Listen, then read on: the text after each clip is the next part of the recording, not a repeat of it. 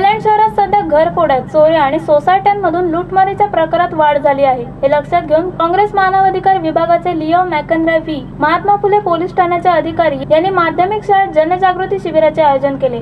आमदार संजय दत्त, काँग्रेसचे जिल्हा अध्यक्ष सचिन पोटे, महात्मा फुले पोलीस ठाण्याचे वरिष्ठ पोलीस निरीक्षक दिनेश कटके, विजय भिसे यांच्यासह अनेक कार्यकर्ते यावेळी उपस्थित होते। Bureau report, India TV news.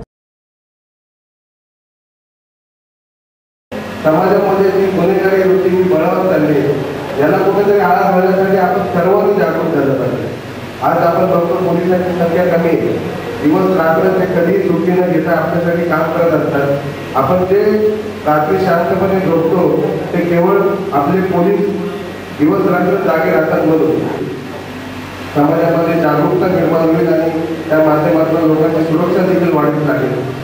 या बदलत्या समाज आपण एकीकडे प्रगतीकडे चाललेलो असताना गुन्ह्यांमध्ये जी वाढ होते ती देखील दुर्दैवी आहे आणि ती कमी करायची असेल तर मी लिओ मॅकनराचा आभार मानेल, त्याला अभिनंदन करेल की भले आज 10 लोक आले तर 20 लोक आले, आपलं काम आपण चालू ठेवलं तर निश्चितपणे याच्यामध्ये वाढ झाल्याशिवाय राहणार नाही। मी जॉब म्हणून पोलीस आहे, परंतु आपणच असतो जे गुन्हेगारांच्या समोर असतो। म्हणजे प्रिव्हेंट कोण करणार?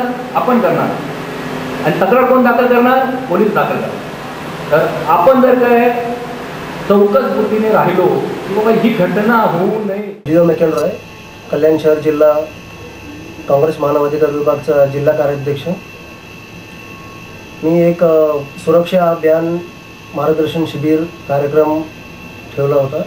या कार्यक्रमचा मेन एजेंडा होता की जे भरपूर चेन स्नॅचिंग, घरफोडी व सिनियर सिटीजनचा मर्डर आणि जे वेगळे प्रकारचे सायबर क्राईम व इतर जे घडत असतात, मंगलसूत्र चोरी, हे सर्व प्रिकॉशनसाठी माननीय DCP साहेब संजय जाधवशी समक्ष भेट घेऊन व आमचे ACP साहेब थोराट व माजी ACP बालासाहेब मोरे, सिनियर साहेब दिनेश कटके व विजय भिसे या सर्वांशी मी स्वतः जाऊन भेटून त्यांना हे निवेदन दिलं की या कार्यक्रमामध्ये आपली उपस्थिती पाहिजे, कारण की हे जे पब्लिकचा भरपूर त्रास आहे, लोकांना ॲक्च्युली अवेअरनेस माहीत नाही कशा प्रकारचं हे क्राईम वाढत चाललं आहे आणि शेवटी लोक कसं डिपार्टमेंटला बहुतेक अनुभव आहे की कुठल्या वेगळ्या प्रकारनी जे क्राईम करतात आणि ते डिटेक्ट करतात।